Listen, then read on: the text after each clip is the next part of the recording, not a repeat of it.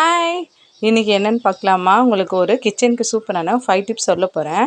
சுகரில் இந்தமாரி லவங்கம் கலந்து போட்டு வச்சிட்டிங்கன்னா சுகரில் சின்ன சின்ன எறும்புங்கள்லாம் வராது, நீத்து போகாத மாரி இருக்கும் சர்க்கரை. நெக்ஸ்ட்டு என்ன பார்த்தீங்கன்னா, பச்சரிசியில் வந்து வண்டு வரதில்ல, அந்த வண்டு வராமல் இருக்க நம்ம காஞ்ச மிளகாவை 4 போட்டு அதை அதுமாதிரி கலந்து வச்சிட்டிங்கன்னா வண்டே வராது.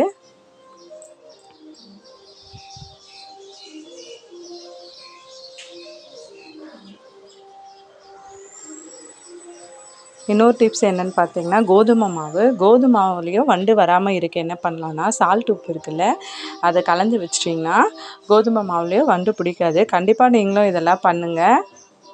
நான் இந்த மாதிரி தான் ட்ரை பண்ணி வச்சுருவேன் எப்பயுமே.